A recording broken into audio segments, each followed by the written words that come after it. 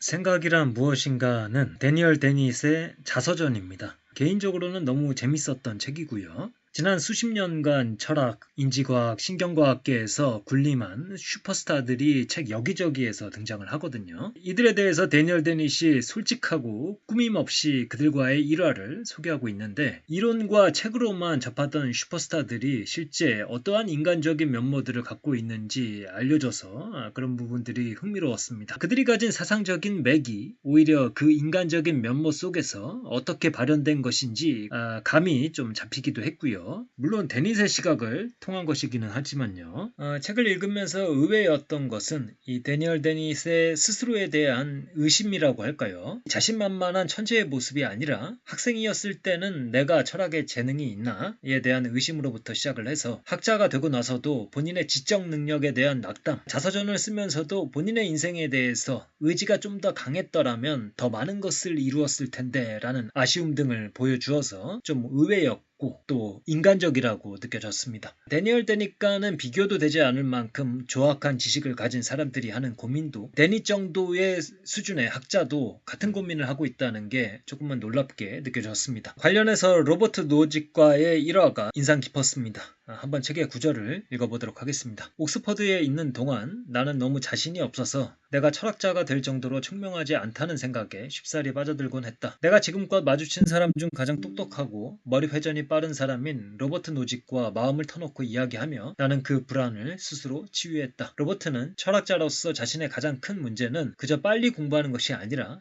너무 빨리 공부하는 것이라고 털어놓았다. 그에게 자유논리의 재규함수 이론이나 확률 이론 같은 새로운 논쟁, 즉 완전히 새로운 연구 영역을 보여주면 그는 거의 즉시 그것들을 이해하고 자기 것으로 만든다. 하지만 그런 걸 이해하려고 고군분투하는 사람들, 그러니까 실수를 범하지 않으려고 느릿느릿 나아가는 사람들이야말로 내가 눈치채지 못하고 지나쳐버리는 문제들을 발견하는 사람들입니다. 한편으로는 천외천, 하늘 바깥에 또 다른 하늘이 존재한다는 감상과 함께 뭐 어떠한가, 작은 사람은 작은 사람대로, 큰 사람은 큰 사람대로 여러 층위에서 활약하는 사람들이 있어야 지적 생태계가 건강하고 풍성하게 들어설 수 있는 것 아닌가라는 생각이 들었습니다. 참고로 데닛도 청중들이, 특히 철학 교수들이 거칠게 그에게 공격하면 자신감을 잃기도 하고 또 호의적인 분위기에서는 자신감이 되돌아오기도 하는 모습을 보여주기도 합니다. 또 프린스턴 대학교 같은 최고의 철학과에서 강연할 때는 엄청 긴장하는 모습을 보여주는 등 이처럼 자신만만해 보이는 사람도 결국은 사회적 동물인 인간이기 때문에 사람들의 반응이 영향을 미치는구나 라는 생각이 들게 하는 모습을 보여주었습니다. 데니얼 데닛은 의식과 뇌에 관한 많은 연구를 하고 앞서 나가는 사람이었는데 중간에 무신론적 관점에서 종교에 대해 논하는 주문을 깨다 라는 책을 쓰게 됩니다. 인상 깊은 것은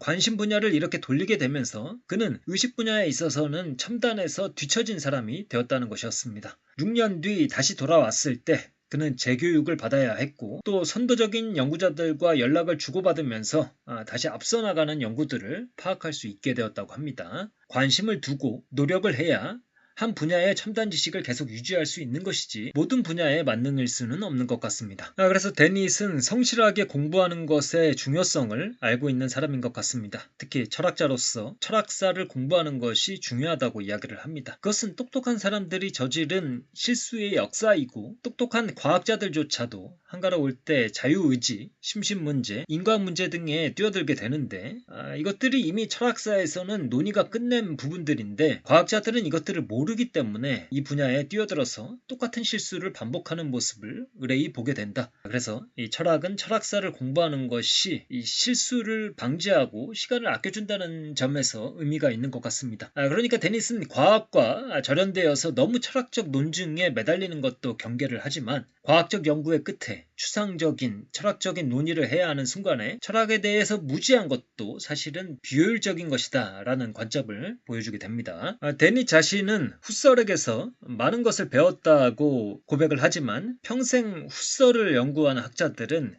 데닛 자신을 훗설에 대해서 읽은 것이 많지 않다고 무지하다고 생각할 수도 있을 것이다 이렇게 이야기를 하거든요. 이게 어쩔 수가 없는 것 같습니다. 인지과학만 해도 철학도 들어가 있지만 신경과학, 심리학, 언어학도 다 자리를 차지하고 있어서 이런 융합적인 학문에 익숙해지려면 빅 아이디어들에 의존할 수밖에 없고 디테일한 공부는 역시 그것만 공부하는 학자들에게는 미칠 수가 없는 것 같습니다. 그래서 결국에는 선택인 것 같습니다. 큰 맥락에서 빅 아이디어들에 관심이 있고 또 그런 흐름을 잘 잡는 사람은 그런 층위에서 연구를 하고 디테일한 내용에 관심이 있고 또 그것에 강한 사람들은 그런 층위에서 활동을 하는 것이고 그래서 만능인 사람은 없는 것 같습니다. 물리적으로 한계가 있는 인간인 이상 어쩔 수가 없는 것이죠. 특히 데닛의 경우 세세한 지식을 잘 기억하는 사람은 아니었던 것 같습니다.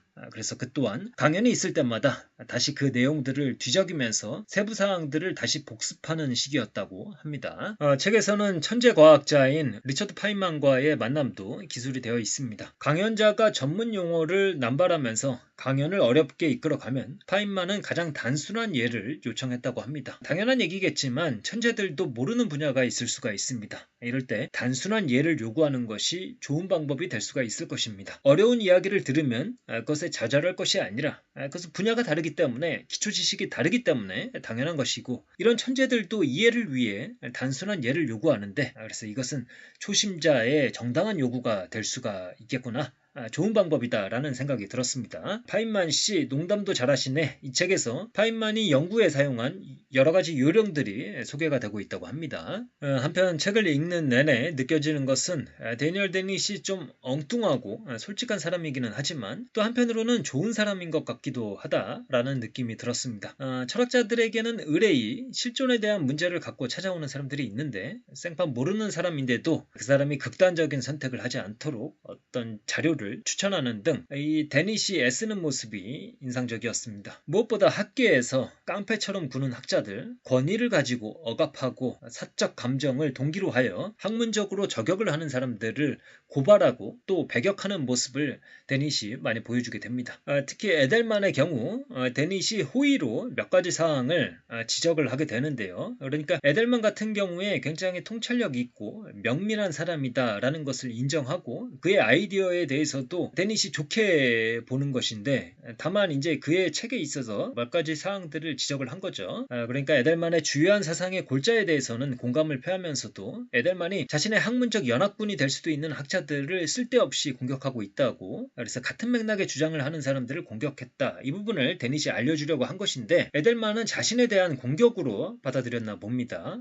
그래서 다음과 같은 대목이 나옵니다. 나는 에델만과 둘이 오랜 시간 마주 앉아 건설적인 대화를 나눌 것이라고 기대했으므로 의식의 구조에 대한 내 개요가 제시되어 있을 뿐 아니라 그의 견해에 대해서도 짧게 논의한 의식의 수수께끼를 풀다의 해당 챕터 원고를 에델먼에게 보내두었다. 록펠러에 있는 그의 연구실을 방문했을 때 나는 그가 자신의 팀원들에게 아침나절 동안 내게 질문 공세를 퍼붓고 내 원고의 아이디어들에 반대하라고 명령했음을 알았다. 줄리오 토노니와 올라프 스퍼른스가 공격을 주도했다. 그가 뛰어난 젊은 동료들에게 사건의 배경도 알려주지 않은 채 나를 공격하면서 아름다운 봄날 토요일 아침을 보내도록 요구했다는 것은 그가 유치하게도 자신에 대한 비판을 잘 견디지 못한다는 첫 번째 징후였다. 이런 대목들을 읽으면서 어느 분야에서든 정치는 빠지지 않는구나 라는 생각이 들었고 또 책에서는 이 스티븐 제이 굴드가 정치적인 인간의 전형으로 등장을 하거든요. 이 순수한 학문적 분야에 종사하고 일가를 이룬 사람이라고 하여 그 사람에게 환상을 가지면 안 되겠다. 어느 분야에서든 부당한 공격은 있을 수가 있고 그것의 정당성 여부는 권위와 상관없이 스스로 생각해야겠다. 라는 생각을 하게 됐습니다. 한편으로 데니얼 데닛의 자서전에서 눈에 띄는 것은 데닛이 온갖 여가 생활을 즐기는 사람이었다는 것입니다. 책상에 앉아서 책만 읽는 것이 아니라 육체적인 여가 활동도 활발하게 하는 사람이었죠. 작은 배로 하는 항해를 즐기고 스쿠버 다이빙, 수상 스키도 즐겨하고 뿐만 아니라 음악에도 조예가 깊고 농장 일을 하면서 좋은 술을 만들 줄 아는 그야말로 여기저기 관심을 많이 갖고 도전하는 스타일로 보였습니다. 어떻게 이렇게 인생의 재미있는 부분들만 쏙 빼먹은 것 같은 인생이 가능할까 감탄할 정도로 재미있는 인생이라고 보여졌고요. 물론 본인이 이렇게 잡다하게 관심을 갖는 스타일이기 때문에 규칙적인 독서 습관도 가지지 못했고 그런 단점이 있다 기술하는 부분이 있었습니다만은 오소가 보기에는 정신적인 작업과 육체적인 활동이 조화를 이룬 삶으로 보여서 좋아 보였습니다. 또 하나 데니얼 데닛은 책에서 농담을 좀 잘하거든요. 그러한 개그 스타일이 좀 잘 맞는다는 생각이 들었습니다. 오소도 농담 농담에 관심이 많아서 농담의 원리가 뭘까 곰곰이 생각해보곤 했었는데 데니얼 데니도 관련한 연구를 진행한 적이 있더라고요. 하여간 이 책을 읽으면서 웃긴 대목들이 나옵니다. 특히 그의 철학과 동료에 대해서 앞에서부터 빌드업을 하거든요. 좀 철학자로서 괴짜이고 불성실하고 허풍선이인데다가 술집에서 항상 지내는 좀 연예인 기질이 있는 사람이 있었는데 그래서 어딘가 사기꾼 같은 인상을 주는 동료였는데 그 동료가 언젠가 이 아르바이트로 미군 항공병에게 경제학을 가르치는 일을 맡게 되었습니다. 경제학을 전공하지 않은 그는 교재를 공부해서 학생들을 단지 일주일씩만 앞서 나갔다고 합니다. 그리고 또 언젠가는 크라이스트 처치대학교에서 영국 경험주의자들에 대한 강의를 이 동료가 맡게 되었는데 이 동료가 영국의 경험주의자들이 누군데? 라는 질문을 하게 됩니다. 로크, 버클리, 휴먼 그냥 철학과 학생이라면 기초상식 중에 기초상식인데 이런 것도 모르는 사람이었다는 거죠. 그래서 데니시 30분간 요약해준 이야기와 책 목록을 받아 들고선 이내 학생들을 가르치러 가는 그런 에피소드가 있었는데 재미가 있었고요. 물론 데니 또 나중에 철학사 강의를 할 때 학생들을 며칠씩만 앞서 나갔다고 고백을 하기도 합니다. 그리고 그 수업들이 녹음되지 않아서 다행이라는 말도 남깁니다. 자신의 지식 수준이 형편없었다는 거죠. 그러다가 데니얼 데닉과 그 동료가 각자 논문을 옥스퍼드에 제출을 하게 됩니다. 데닛은 참고 문헌과 각주가 존재하지 않는 동료의 논문을 보면서 이런 생각을 하게 됩니다. 내가 보기에 그 논문은 학위를 얻을 만한 수준이 아닌 것 같았다. 고백하건대 우리가 모두 DPL 학위를 취득하게 되거나 둘 다 떨어진다면 정말로 아무렇지도 않았을 것이지만 데니 데니얼스의 논문만 합격하고 내 논문은 떨어진다면 나는 거대한 무언가를 그러니까 셀도니언 극장 같은 것을 폭파하고 싶어졌을 것이다. 데니 정도 되는 학계의 거물이 나이가 들어서도 이런 조크를 섞을 수 있다는 게 참 재미가 있었습니다. 사실 이제 콰인 밑에서 공부를 했었던 것이 데니시거든요. 그래서 콰인은 이 언어 철학을 개통화하려고 했다.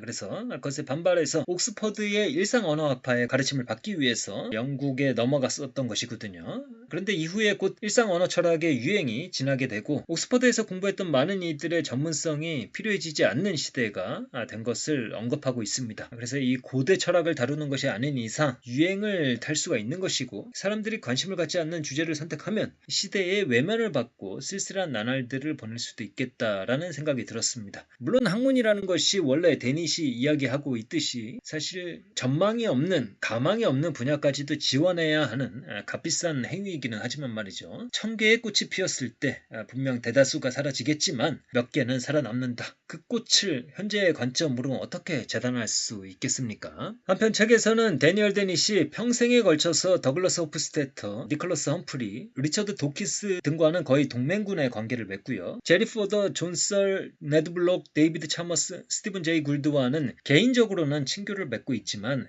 이론적으로는 평생 대립하는 것이 책에서 묘사가 되고 있습니다. 그래서 이런 대목들을 보면서 과학적인 연구들이 존재를 하지만 어떤 연구들을 취사 선택할지의 문제가 첫 번째로 존재를 하는 것이고 또 그 연구들에 대한 해석이 달라질 수가 있는 것이니 내내 대립하는 것이 아니겠는가. 그동안 많은 인지과학, 신경과학, 철학책들 소개를 해드렸지만 정답은 없는 것 같다. 점차로도 많은 사람들이 동의하고 중심으로 들어서는 이론은 분명 존재하지만 그 위에서 전개하는 좀 더 가설적인 측면의 이야기들은 반신반의하면서 들을 필요가 있다라는 생각이 들었습니다. 그래서 그들의 말을 꼭 교조적으로 받아들일 필요는 없다. 이런 생각입니다. 의식에 대한 데닛의 확고한 입장은 다음 구절에서 드러납니다. 오늘날 심리철학에서 잘못된 길을 가는 특히 주요한 사람으로는 존 썰, 톰 네이글, 데이비드 차머스, 갈렌 스트로슨, 필립 고프 등이 있다. 그들은 자신들이 더 잘 안다고 주장한다. 하지만 그렇지 않다. 내 반대자, 일종의 의식에 관한 1인치 과학을 끝까지 놓지 않는 이들은 타자 현상으로는 얻을 수 없는 신뢰할 만한 실험이나 결과를 하나도 기술하지 못하고 있다. 그러니까 존 썰의 중국어방, 네이글의 박쥐가 된다는 것은 무엇인가? 차머스의 의식의 어려운 문제, 필립 고프는 갈릴레오의 에러를 통해서 살펴본 바가 있었습니다. 이들을 의식에 관한 1인칭 과학을 놓지 않는 학자들로 데닛이 구분을 하는 것이죠. 책에서 데니얼 데닛은 이론적인 부분은 많이 설명하지 않습니다. 그런 것들은 과거에 집필한 책들을 참고하라고 이야기를 하고 있고 이 책에서는 본인의 자서전인 만큼 필요한 만큼만 간략하게 기술하고 있습니다. 그래도 대략적으로 이야기할 때 오히려 감이 잘 잡힐 때가 있으니까요. 이런 부분도 참고를 하실 수가 있겠습니다. 이렇게 해서 데니얼 데니스의 자서전 생각이란 무엇인가를 살펴봤습니다. 개인적으로 기대했던 것보다 재미가 있었고 유익한 책이었습니다. 조금 시간이 지난 후에 1, 2년 후에 다시 한번 읽어봐야겠다라는 생각이 드는 책이었습니다. 그때 또 오쏘에게 주는 교훈이 있을 것이라고 생각을 합니다. 그래서 이 책은 젊은 학자들, 강단에 설 준비를 하는 예비 학자들이 이 책을 읽으면 어떠한 인생을 살아가야 하는지, 어떤 식으로 학문계를 돌파해 나갈 것인지 여러 가지 교훈을 줄 것이라고 생각을 합니다. 그러면 오늘의 내용은 이것으로 마치도록 하겠습니다. 감사합니다.